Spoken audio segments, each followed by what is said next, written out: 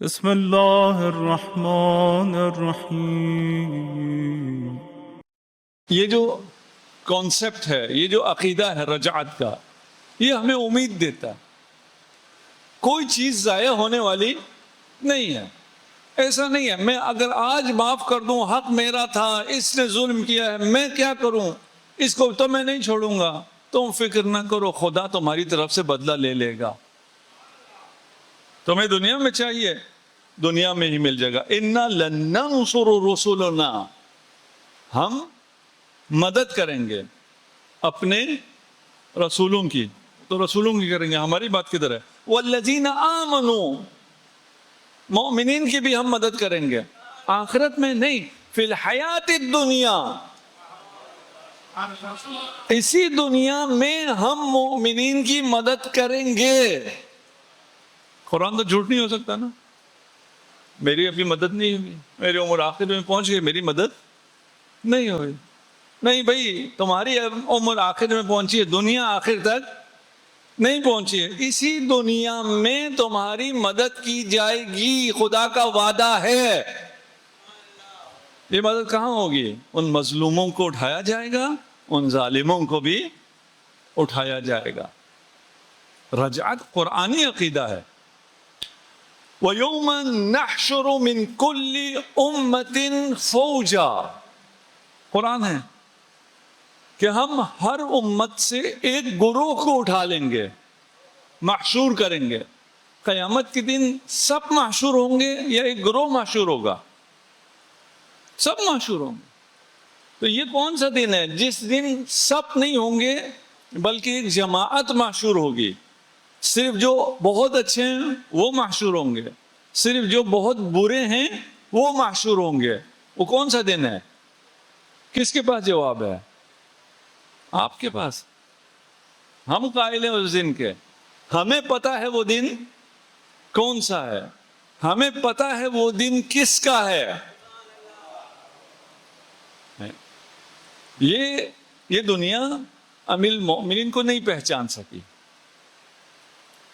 امیر المؤمنین کی معرفت حاصل نہیں کر سکی، لیکن یہ نہیں ہو سکتا کہ امیر المؤمنین کی معرفت حاصل ہوئے بغیر یہ دنیا ختم ہو جائے۔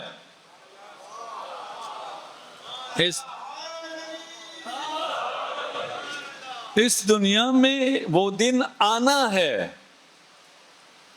جس دن جتنا اس دنیا میں ممکن ہے اتنا عدل علی، جو کہ عدل خدا کا مظہر ہے، وہ دنیا والے دیکھیں گے۔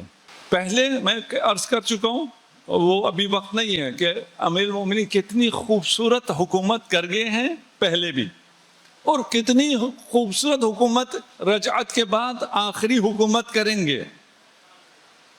پہلی حکومت میں شیطان بالکل نزدیک تھا، نہیں مارا، نماز کا وقت ہو گیا۔ میرے ساتھ ہیں؟ اصحاب نے کہا مولا چند قدم کو تو فاصلہ رہ گیا ہے، مار دیں شیطان کو، ختم کر دیں، لیکن ابھی شیطان نے زندہ رہنا تھا۔ آخری جو علی کی حکومت ہوگی رجعت کے بعد، اس میں علی شیطان کو قتل کریں گے۔ شیطان کو قتل کریں گے کیا مطلب ہے؟ یہ لوگ جو فضائل علی ابن ابی طالب کو چھپاتے ہیں یہ سب نابود ہو جائیں گے،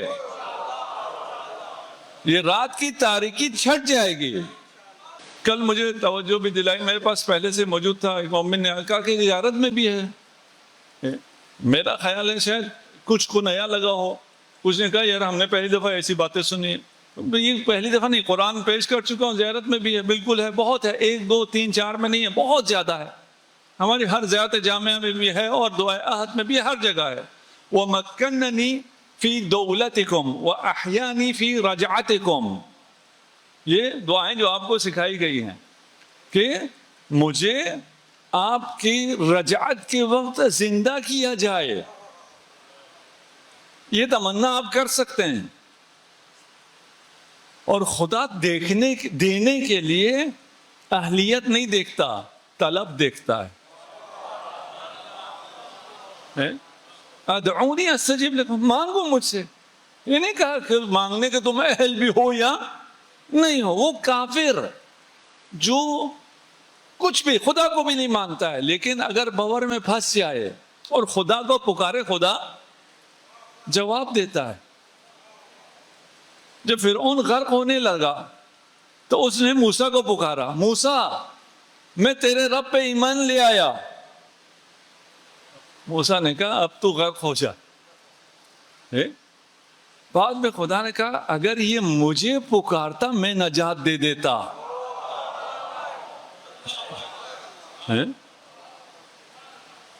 وہ خدا جو مانگنے پہ دیتا ہے, مانگ لو. اس میں دعائیں کیا ہیں؟ استحقاق میں کچھ بھی نہیں ہے. مانگو, اس کا وعدہ ہے کہ وہ دے گا. یہ زندگی دی ہے, آخرت کی زندگی بھی انشاءاللہ ہے.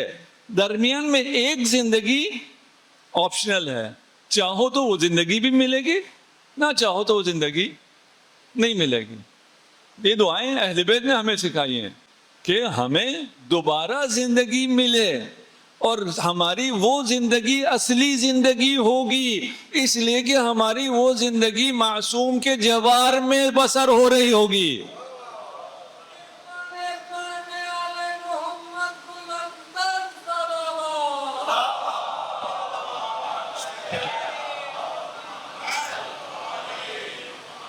حدیث میں ہے, آپ عزاداروں کے لیے ہے کہ عزادار جب محشر میں, یہ والا محشر نہیں, رجعت والا محشر نہیں, وہ محشر, اس محشر میں پہنچیں گے تو باقی نفسا نفسی کے عالم میں ہوں گے. باقی جو محشر آپ نے سنا ہوا ہے اس حالت میں ہوں گے, لیکن عزادار حسین کے سائے تلے ہوں گے, حسین کے ساتھ, عرش خدا کے ساتھ. اس کے بعد ان سے کہا جائے گا چلو جی بغیر حساب کتاب یہ گریے کی وجہ سے جاؤ جنت میں. روایت کہتی ہے کوئی نہیں اٹھے گا, جنت چلو, وہ جانے کے لیے تیار ہی نہیں ہے. جنت سے حوریں آئیں گی, یہ باقی تو دعوت پہ چلے جاتے ہیں, یہ دعوت پہ بھی نہیں جا رہے. حوریں آئیں گی, وہ کہیں گے ہم نے جنت کو آراستہ کیا ہوا ہے, سجایا ہوا ہے, چلو. روایت کہتی ہے یہ لوگ آنکھ اٹھا کے حور کی طرف بھی نہیں دیکھیں گے. کیوں؟ اس لیے کہ ان کی نظریں جمال حسین علیہ الصلوۃ والسلام پہ ہو.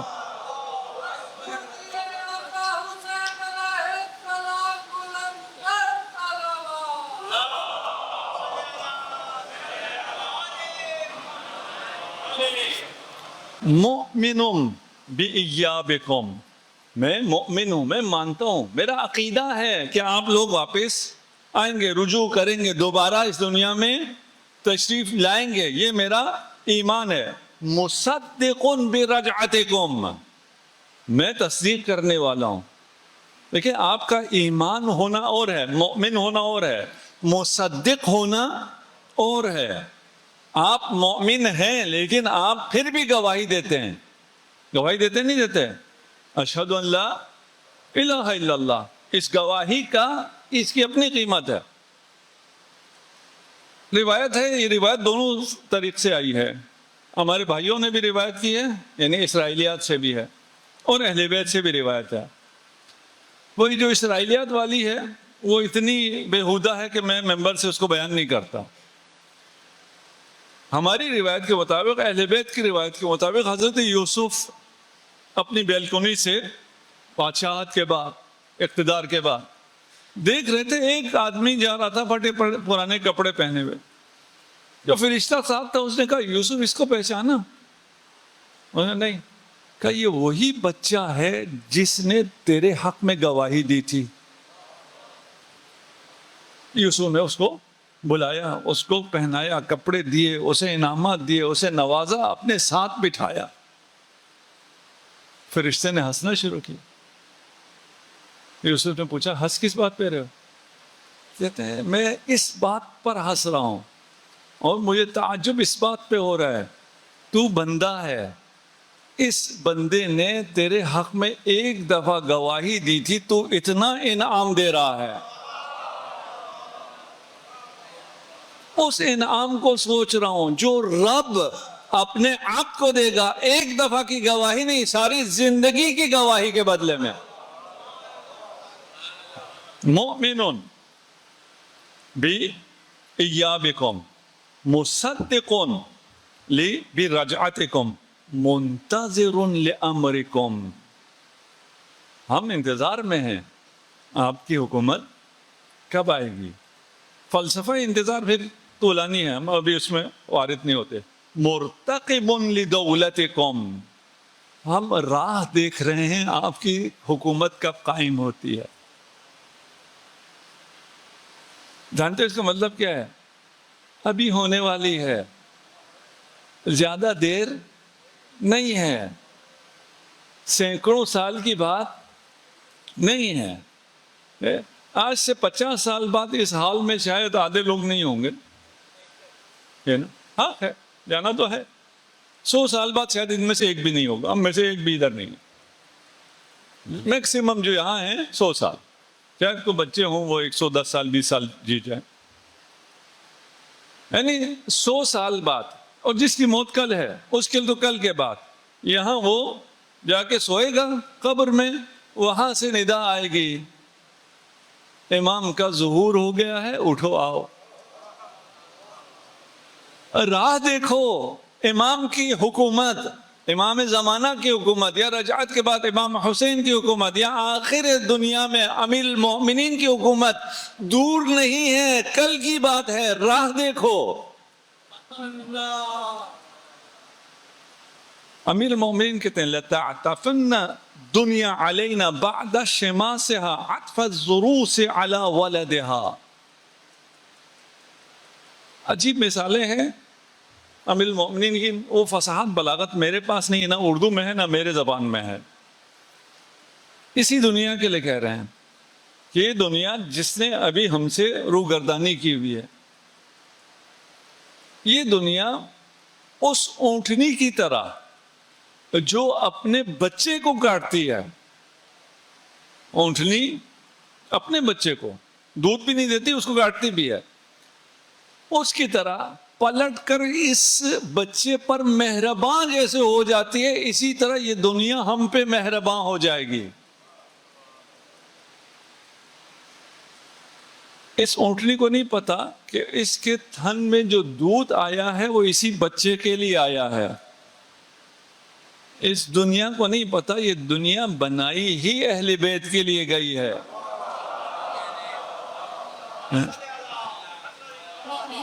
یہ جہالت ختم ہونے میں دیر نہیں لگی، چند گھنٹوں کی بات ہے.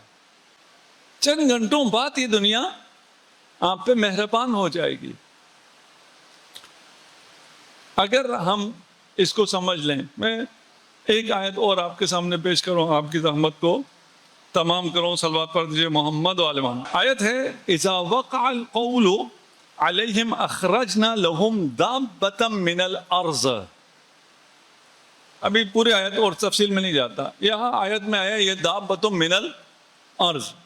امیر المؤمنین سے کسی نے پوچھا کہ یا امیر المؤمنین یہ دابہ سے مراد کیا ہے؟ فرمایا کہ اس سے مراد تأکل الطعام وتمشی فی الاسواق، یعنی انسان ہے، کھانا کھانے والا مخلوق، چلنے پھرنے والا مخلوق انسان ہے.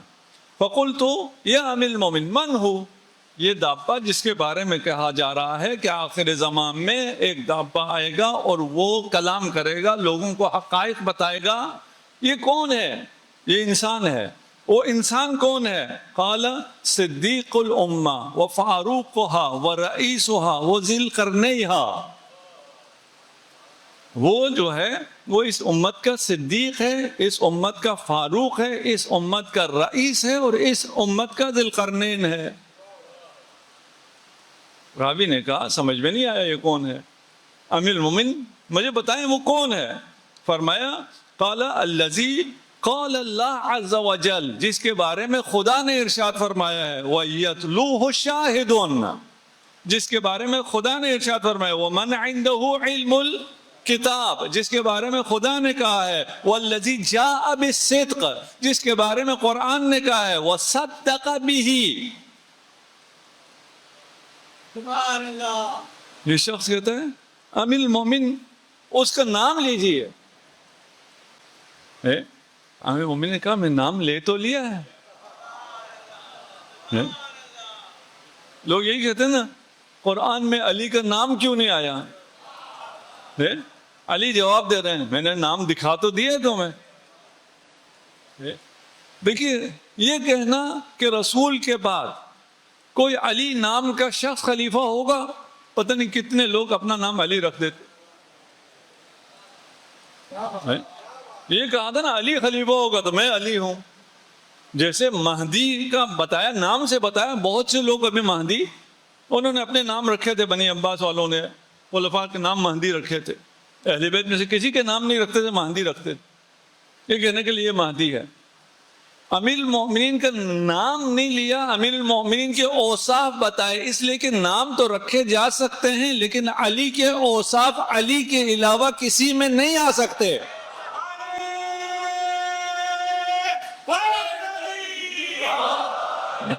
یہ علی کے وہ فضائل ہیں جو رجعت کے وقت ظاہر ہوں گے. وہ کون سے ہیں؟ صاحب الحشر والنشر. ابھی قرآن کی آیت پیش کی، ایک حشر وہ عمومی حشر ہے، ایک حشر یہ جزئی حشر ہے جس میں کچھ لوگوں کو اٹھایا جائے گا. اس کا صاحب کون ہے، اس کا مدیر کون ہے، اس میدان حشر کو کون چلا رہا ہوگا؟ علی ابن ابی طالب. دولت الدول، تمام حکومتوں کی حکومت. اصل حکومت اگر چاہیے اس کو دیکھنا ہے تو پھر حکومت علی ابن ابی طالب کو دیکھو. یہ دنیا علی کی حکومت دیکھے گی. صاحب العصا والمیسم، عصا قوت کو رمز ہے نا. عصا آپ کو آج کل بھی پتہ ہے، لاٹھی، جس کی لاٹھی اس کی بینس یا یہ سٹک والے. صاحب العصا کون ہے؟ امیر المومن ہے. میسم یعنی نشان لگانے والا، منافق اور مومن کو الگ کرنے والا علی ابن ابی طالب ہے. اور منافق، بڑے منافقین اور بڑے مومنین کو رجعت کے بعد جدا کریں گے. ان ائمہ کفر کو بھی جدا کریں گے، ائمہ ایمان کو بھی جدا کریں گے. صاحب الکرات والرجعات، صاحب اللواء الحمد. لواء حمد محشر میں بھی ہوگا اور آپ اس لواء حمد کے بھرے تلے جائیں گے حشر کبریٰ میں. لیکن اس حشر میں رجعت کے بعد 20 کیا ہے؟ لواء حمد ہے. صاحب الاعراف، علی الاعراف رجال یعرفون کلا بسیماہم. امیر المومنین ہوں گے، اعراف کے مقام پہ ہوں گے، اور اس اعراف کے مقام پر اس حشر میں بھی ہوں گے اور اس حشر میں بھی ہوں گے. مقام محمود، حوض، صاحب حوض، اور بہت سی اور خصوصیات ہیں جو رجعت سے واضح ہوں گی. رجعت امید، رجعت آپ کا ورلڈ ویو واضح ہونا، رجعت باطل نے شکست کھانی ہے، رجعت اندھیری رات نے ختم ہونا ہے، رجعت طلوع صبح نے ہو کے رہنا ہے. اس دنیا پہ وارثین حق کی حکومت قائم ہو کر رہے گی اور ہر مظلوم کو اس کے اوپر ہونے والے ظلم کا بدلہ اسی دنیا میں ملے گا. یہ عقائد ہیں ہمارے، اور خوبصورت عقائد ہیں جو ہماری زندگیاں بدلنے کے لیے کافی ہیں. اگر ان عقائد کو صحیح سے سمجھیں تو یہ نہیں کہ ہمیں آخرت میں فائدہ ہوگا، ہمیں کل فائدہ ہوگا، ہمیں آج اس کا فائدہ ملے گا. مومن پریشان ہو سکتا ہی نہیں ہے، مومن کا کوئی نقصان ہوتا ہی نہیں ہے. اسی دنیا کی بات کروں. ہاں ابھی میں نے اس کو تاکید کی ہے اور وقت کم ہونے کی وجہ سے میں زیادہ نہیں ڈیفائن کر سکا. ہم ابھی اس دنیا کے بعد کی بات نہیں کر رہے. اس دنیا کے بعد کا نظام تو بہت الگ ہے، بہت مختلف ہے، وہاں تو سب کچھ ہو جائے گا. اسی دنیا میں بھی سب کچھ ملے گا آپ کو. آپ کے اوپر کوئی ظلم ہو اور اس کا بدلہ نہ لیا جائے ممکن نہیں ہے. پھر پریشانی کس بات کی؟ پھر کیوں اپنے آپ؟ اس دنیا میں وہ کیا ہے؟ جو کل میں نے کہا میرا سٹریس ایک ہی نقطے پہ ہے، اگر یہ میں آپ کو دے کے گیا ہوں تو کامیاب ہوں.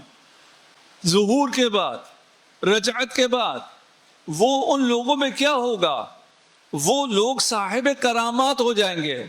وہ صاحب کرامات ہونے کی کیا راز کیا ہے پیچھے؟ ان کے دلوں میں کینہ ختم ہو جائے گا. اگر یہ سمجھ میں آ جائے، کینہ ہمیں کرامت ہم سے روک دیتا ہے، ہمیں نظر آنا ختم ہو جاتا ہے کینے کی وجہ سے. کینہ دوسرے کو نقصان نہیں پہنچاتا ہے، مجھے نقصان پہنچاتا ہے. کینہ ختم ہو جائے تو ابھی ظہور ہو گیا، ابھی ہو گیا ظہور، ابھی یہ دنیا خوبصورت ہو گئی.